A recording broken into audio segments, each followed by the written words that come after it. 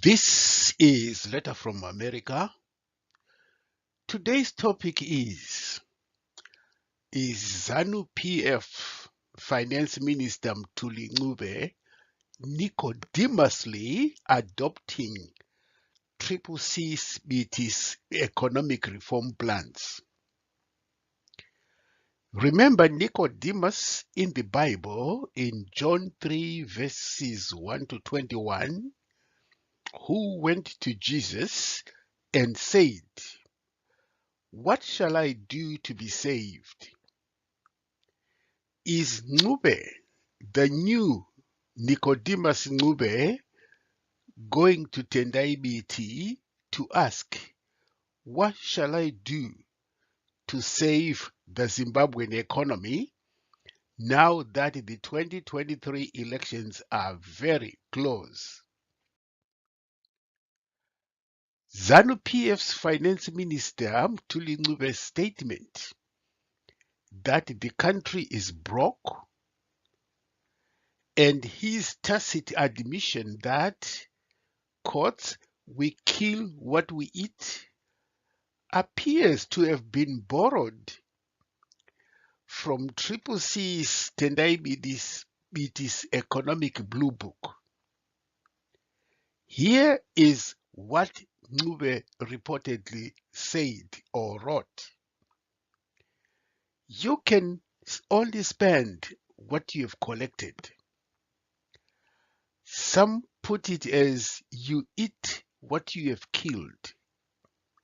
You cannot eat more than what you have killed unless you borrow someone's kill. This, believe it or not, was said by ZANU PF Finance Minister Nicodemus Ncube, if we could call him that. If you did not know who said this, you would easily have said it was Tendai Biti. Why? Because it was Tendai Biti who has always been saying, "You cannot spend what you have not collected. You can only eat what you have killed." That has been the message of Tendai Biti for years. Tendai Biti has been like John in the wilderness, calling for all who have ears to hear that we should not spend more than we get. And guess what? Here comes ZANU PF Finance Minister Mthuli Ncube, echoing, regurgitating, repeating, borrowing exactly the same words that Tendai Biti has been calling for all along. Is ZANU PF now copying its economic policy reform from CCC reform agenda? Well, from the way it looks, it seems so. Why? Because ZANU PF is in a quandary. This Dizzy Ripachinoi party has destroyed the economy, and Zimbabweans, both in rural and urban areas, know it. To make things worse for ZANU PF, these Zimbabweans who know who has wrecked the economy will be voting in 2023. That is why ZANU PF is frantically trying to make it look like they are doing their best to improve the economy. Yet Zimbabwe could learn a lot from Zambia's success in securing investments by stabilizing the economy, upholding democracy, upholding the rule of law and basic human rights, something which Zambia has done. Zambia's model as a democratic country that upholds the rule of law and respects basic human rights was the talk of town at the US Africa Leaders Summit in Washington, D.C. last week. As a result, President Hakainde Hichilema received some of the biggest investment commitments from Zambia. And in a remarkable contrast, the Zimbabwean delegation led by Frederick Shawa returned home empty-handed. That should not have been a surprise to anyone. Mnangagwa's very expensive trips to Glasgow, Davos, and the United Nations yielded nothing by way of investments. He came home empty-handed. There were no investment commitments for Zimbabwe. At the same time, Hichilema, Zambian president, who also went on the same trips as Mnangagwa and Shawa, came back home with commitments that amounted to billions of dollars. The contrast in the way both presidents travel was remarkable as well. Mnangagwa went in a hired jet from Dubai amounting to $1 million US. He carried a truckload of hundreds of ZANU PF hangers-on. Each of those dizzy Repachinoians was given a per diem allowance amounting to $1,000 US a day. Many of them were later seen frequenting shopping centers and buying personal consumer items, including expensive whiskey. Any potential investor who saw this circus from Zimbabwe would look elsewhere to invest. Hichilema, Zambian president, on the other hand, traveled on commercial flights with less than 10 officials. He easily became attractive to investors who were eager to invest in Zimbabwe. The Zimbabwean delegation had hoped that SADC and African Union delegations to Washington, D.C. would call for the removal of sanctions. They falsely claimed that sanctions were hurting the regional economies. The chairman of the African Union, President Macky Sall of Senegal, made the call to remove sanctions. Earlier, President Cyril Ramaphosa had made a similar call for an end to economic sanctions imposed on Zimbabwe. And to no one's surprise, these calls fell on deaf ears for the obvious reasons that it has been repeatedly stated that sanctions are not the cause of economic problems in Zimbabwe or the SADC regions. What has been established as the cause of economic problems are numerous factors like corruption, which costs Zimbabwe more than $2 billion US every year, as well as government mismanagement of the economy, lack of respect for the rule of law, and basic human rights. Both Sally and Ramaphosa very conveniently chose not to mention that there is no rule of law or respect for basic human rights in Zimbabwe. Yet they were calling for the removal of sanctions. They were not calling for Zimbabwe to respect basic human rights and to uphold the rule of law. Just to give you an example, that same week, last week, CCC, led by Chamisa, had been banned from planting trees. Can you imagine that? And some of the CCC rallies had also been banned by the police in Zimbabwe. What Sally and Ramaphosa should have told Mnangagwa and his Desiree Pachinoi regime was that respect for the rule of law and basic human rights, as well as a decisive fight against corruption, would automatically bring investments and the end of sanctions. They didn't tell him that. Zambia is proof of this. According to President Hichilema, immediately after his party won elections in 2021, he embarked on a serious program to stabilize the economy, reduce inflation, restore the rule of law and basic human rights, and renegotiate the country's external debts. Hichilema said he was able to achieve most of the objectives in less than 1 year, something that took the previous regime more than 10 years and failed to achieve.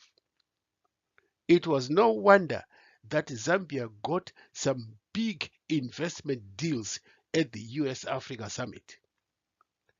Gina Raimondo, the US Secretary of Commerce, said one of the biggest deals made at the summit, an investment by US-based cobalt metals, will be a commitment of over 150 million US dollars into the Zambian mining sector. Why Zambia? Cobalt Metals president and founder Josh Goldman said that when the company looked around the world for the best places to invest, Zambia rose to the top as a safe and peaceful place where we can hire exceptional people, where the laws support investing for the long term, where we can operate in ways that protect the environment and support local communities, and where government supports our investment with actions that are fair, transparent, and fast. Hichilema has pledged to improve the country's financial situation after Zambia received $1.3 billion bailout from the International Monetary Fund.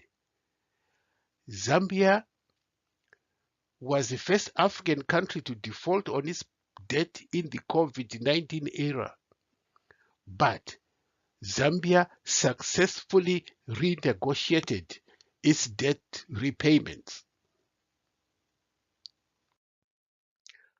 President Hichilema, speaking at the launch of plans aimed at boosting the country's socio-economic development, said the IMF Executive Board had approved a financial assistance program for Zambia.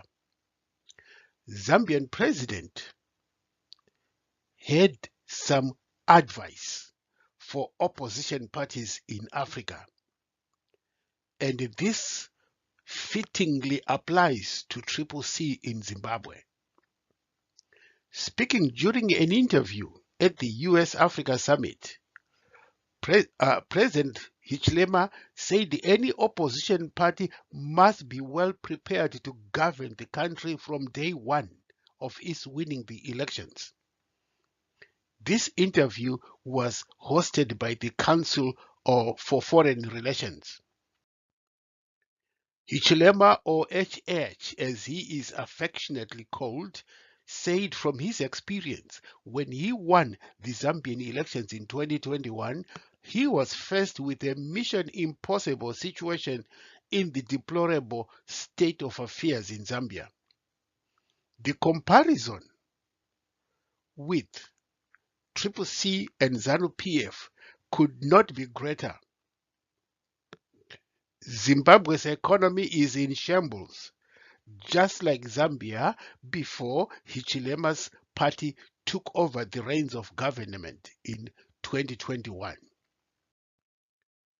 The message to CCC, if it should, as expected, win the 2023 elections, was very clear. Stabilize the economy, renegotiate debts, use new debts for revenue generation instead of consumption expenditure, reduce inflation, restore the rule of law, restore basic human rights, invest in revenue generating programs that will generate employment, reduce government expenditure, establish a social safety net for the poor, invest in education, health, infrastructure, energy, and agriculture. Governing Zimbabwe after ZANU PF would be a mission impossible task for the CCC. But as Hichilema advised, CCC must plan right now to work and achieve its campaign promises. What is the present situation in Zimbabwe? That the CCC, if it should win the elections in 2023, will need to address to deal with from day one after winning the elections.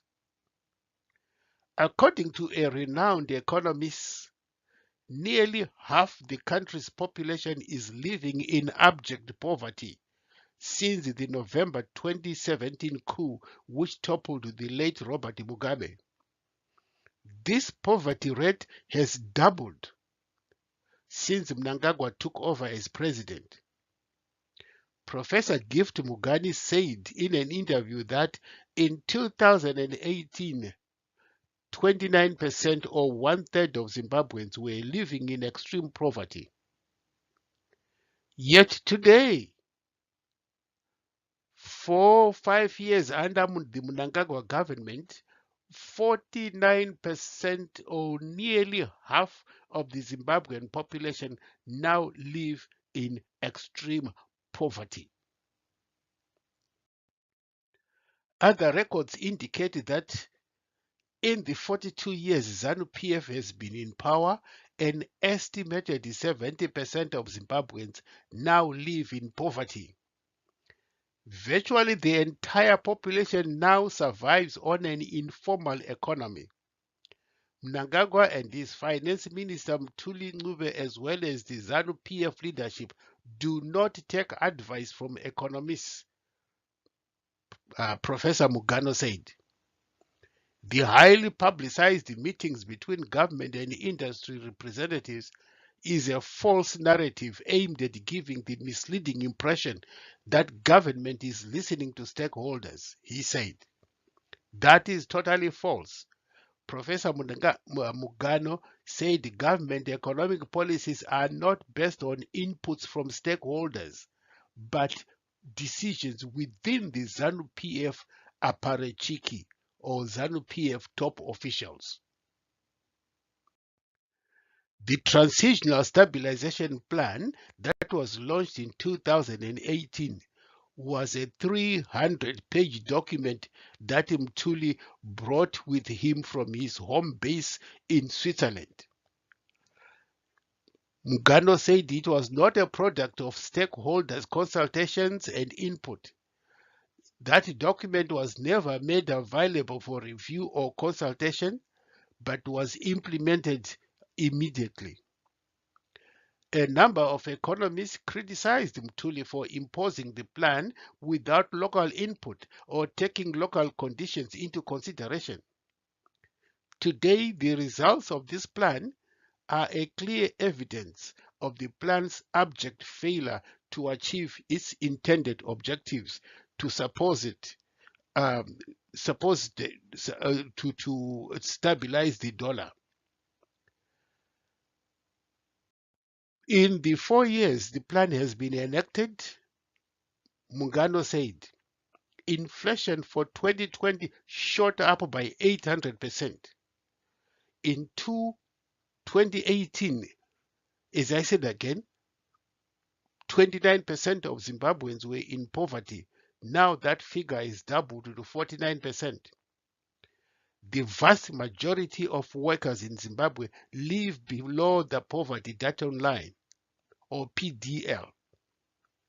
Zimbabwe was in 2018 a mid-income lower class. Today, Zimbabwe is below mid-income level, and all of this plan has happened since Ncube's transitional stabilization plan, Mugano said. Domestic debt has spiraled to 20 billion US dollars, and this is double what it was 4 years ago. And it is projected this debt will double again in 3 years' time. To make matters worse, Zimbabweans do not know where this debt was acquired from and what it was used for. The bottom line is Mnangagwa and ZANU-PF government have failed dismally to run and manage the Zimbabwean economy. Professor Mugano offered a solution. And his solution was very simple. It's time to change the government. After 42 years, ZANU has nothing to show by way of developing this country. Certain countries have had several presidents since independence, but Zimbabwe has had only one until 2017, and his successor Mnangagwa is even worse. Professor Mugano listed the failures of the plan by pointing to an economy that is in dire straits. No wonder Mthuli Ncube today reportedly said the government is broke. Again, this was projected by Professor Mugano 2 years ago. But the market and the people are rejecting the Zim dollar, something that the Mnangagwa regime has tried to force on the people until just this past year that the ZANU government has reluctantly accepted that the United States dollar is now a legitimate currency in Zimbabwe. Mugano said government is not listening to economists. Government is using political rhetoric to rationalize its policies. One such rhetoric is that the country has a budget surplus, as Ncube would like to remind Zimbabweans over and over again. How many times has Ncube said that the Zimbabwe budget has a surplus? What surplus? Professor Mugano said Zimbabwe never had a surplus. The so-called surplus is an artificial creation concocted by compressing wages of the working class, making them even poorer, Mugano said. Mnangagwa has signed more than 600 statutory instruments to control the economy. The Zimbabwean economy is now being run on subsidies and statutory instruments. The government has not come up with a roadmap to stabilize the dollar, Professor Mugano said. He listed quite a number of conditions that must prevail if the Zimbabwe dollar is to stabilize. The inflation must be in a single digit. There is a need for a de-dollarization roadmap. There must be a social contract where business and government and other stakeholders work together and tackle the root causes of the economic problems. Right now, the government is unable to identify a root cause and is instead dealing with the symptoms of the economic malaise, Professor Mugano said. The government is unable to come up with the evidence-based, consultative, and science-based policies that will dynamically handle the root causes of the economic problems, Professor Mugano stressed. The Mnangagwa government has a permanent disease of misgovernance, he said. CCC Vice President Tendai Biti earlier this year said the government has a very poor investment strategy. Sectors that need good budgetary support are underfunded. Only 30% of budgets for health and education were allocated by September 2021. Yet the Home Affairs, Army, CIO, and President's Office budgets are over-allocated for 2021. Recently, the Army and Police received pay increases, but teachers and nurses are still struggling with a paltry play, he said. Both Biti and Magano said the investment climate in Zimbabwe is very poor. The Zimbabwe is open for business declaration by Mnangagwa is pure rhetoric propaganda with no substance. Mugano said investment inflows into Zimbabwe amounted to 1.1% of the national GDP, gross domestic product, from investors. In the 1990s, it was 20 to 25%. However, the elephant in the room of this economic free fall in Zimbabwe is corruption, corruption, and corruption. As indicated earlier, it is estimated that Zimbabwe is losing more than $2 billion every year to corruption. To make things worse, the Mnangagwa government is silent on corruption. The billions of dollars that are being looted are not shared equitably among the ZANU PF apparatchiki. Some, like Tagwirei, are getting a lion's share. Others are getting pittance or nothing. Worse still, members of the army, police, and CIO, as well as war veterans, are getting the raw deal. They are at the bottom end, but they do most of the work in inflicting politically motivated violence on civilians. These actions by the ZANU PF government under Mnangagwa that clearly deprive Zimbabweans of their basic human rights show what the government must not do if it wants sanctions to be lifted. It may well be that, aware of the national anger, ZANU-PF will try to borrow from the CCC Blue Book a number of reform agendas in the hope of winning the 2023 election. But as things stand now, and given what happened in the Zambian elections in last year, the situation is too late for ZANU-PF to make any meaningful reforms that will give it any votes at the elections. ZANU-PF has always had a backup plan to win the elections and stay in power. This plan is a combination of rigging elections and politically motivated violence. The big question now is how will Zimbabweans react to another rigged elections in 2023? ZANU-PF may deceive itself into thinking that its use of violence will keep the Zimbabweans under control forever. But the fact of the matter is that ZANU-PF is actually carrying seeds of its own destruction.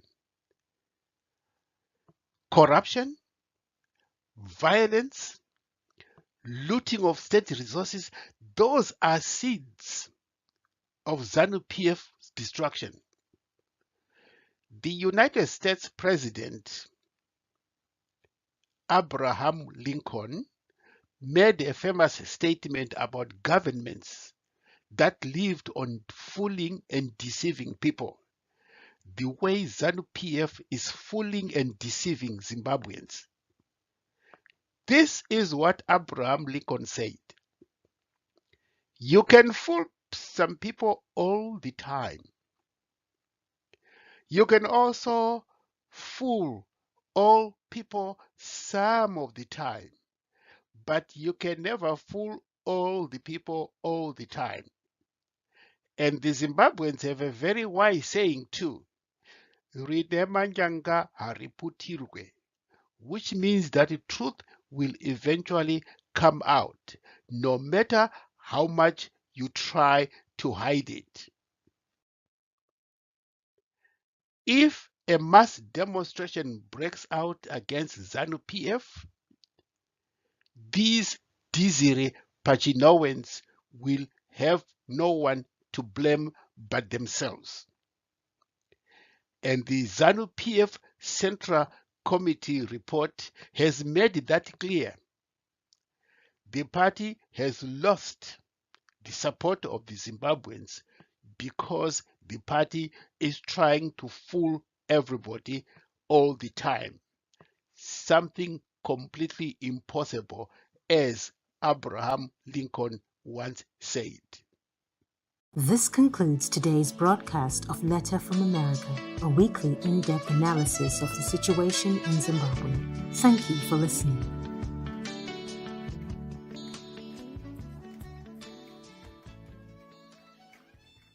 This concludes today's broadcast of Letter from America, a weekly in-depth analysis of the situation in Zimbabwe. Thank you for listening.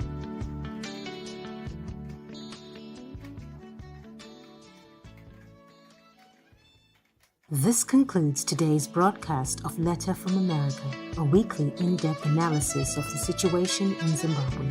Thank you for listening.